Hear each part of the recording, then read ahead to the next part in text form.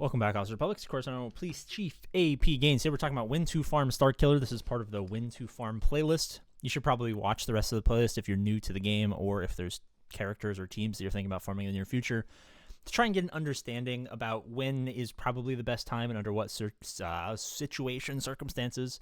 That's a little brain fart there.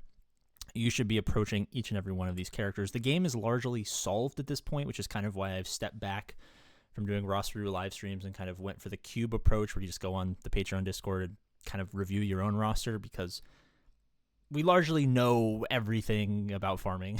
There's nothing that can really change unless they completely overhaul how the game works. So today we're talking about Starkiller. Now, Starkiller, I don't know if you've seen, I think the pinned video on my YouTube channel, if like you go to my YouTube channel homepage, is this like meme pyramid scheme of sadness, of success of sadness or whatever.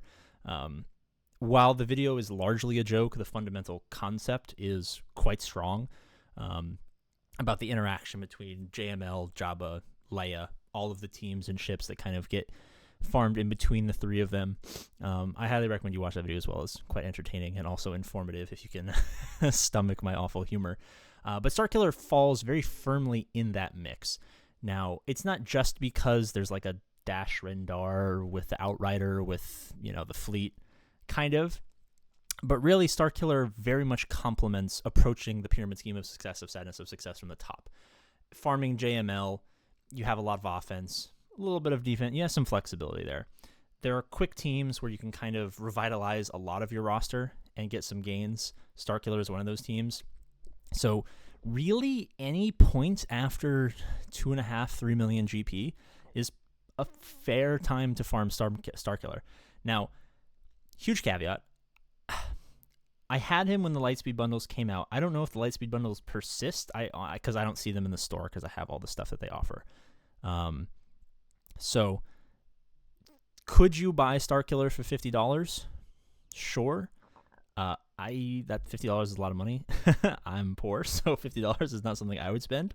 But if money is not an object and that offer does pop up, feel free to buy it at any time. It's always going to be a good deal, I think. That being said, post 2.53 million GP, you probably want to have decent flexibility in your roster, just as like a matter of principle. At that point, 2.53 million, you have core 8, plus a couple of auxiliary teams. Maybe you're halfway or you're just starting farming your first Galactic Legend. Your roster is, unless you're doing something crazy, probably by definition very flexible. And that's something that I really like about Starkiller is he offers flexibility, offense, defense. His team offers flexibility. Kyle Katarn boosts Mon Mothma if you've gone down that path with JML and all that stuff where you probably have Mon Mothma. Talon with Treya, another powerful offensive, defensive, flexible backbone team that you should probably have in that same area. Dash Rendar, part of a backbone team. Mara Jade helps go with Starkiller. So he is kind of the perfect character in that all of his farms are good. He is good. Some of his farms work with him and make him better. The rest of his farms work with two other backbone teams. And Kyle Katarn is a solid, good with Mon Mothma, good with Jedi. Kind of a perfect list of requirements. So there's never really a bad time to farm him. If you're heavily skewed offensively or heavily skewed defensively, you can consider buying him. Well, I guess you could consider buying him, but if you're heavy offense or heavy defense, if you're heavy offense, you can get him, put him on defense. If you're heavy offense, or if you're heavy defense, you can get him and put him on offense. He is kind of the perfect character. Yeah, that's kind of it. Struggling, trying to justify YouTube with how shitty my life is. So if you wouldn't mind, click the link in the description, join the Patreon, use the cube. It is down actually right now. We are working to get it back up. We had a little bit of a hosting problem that we're trying to alleviate. 2 different people have to come together to get the hosting thing figured out, and they're both on drastically different time schedules. So give us a day or so of the time of this video.